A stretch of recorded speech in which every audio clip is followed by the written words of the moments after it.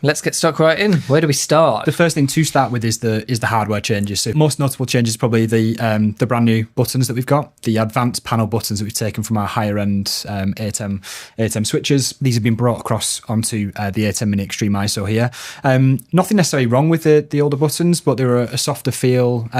These ones certainly you can rest your fingers in the recesses in there. You know very, very confidently when you've pressed the source in, and you can see it obviously backlit and illuminated as well. The red LED for program and green LED for preview as well. So I much prefer operating with these. They just feel so much more like a keyboard kind of big tactile presses. But beyond that, you've also spaced them out. Whereas on the previous generation, all of the source buttons were right next to the cut and auto buttons, which was right next to the fade to back buttons. And now you've got a nice big generous gaps between each of those in the design, which is a big improvement, I think. Yeah, I mean, we've got more real estate here because it's a larger switcher. I mean, you've pointed out on your and they're smaller buttons. Yeah, smaller buttons, more real estate, so we can spread things out a little bit more. It's given us the ability to add in things like, as well as the new high quality buttons, we've now got the transition T-bar fader that we've got on here as well. Something that a lot of people were crying out for with the switches was the ability to have something on there.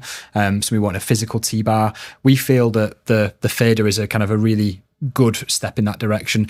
If you were to add a full-blown or full-size T-bar on there, you're going to have the problem that this becomes then less portable in putting it inside of a rucksack or a bag, for example. They do stick out. Yeah, this keeps it very low profile, but it's still super smooth. You've got very good control over the transitions on there. So it just feels super nice when you're using the transition fader bar there. So that's an addition. We've also got a full multi-function control bank in the middle here. We've still got your macro buttons at the top there. So we've got 6 macros that we can pre-configure and control directly from the switcher. And then we've got all of our key controls for our upstream keys, downstream keys on the right-hand side of that as well.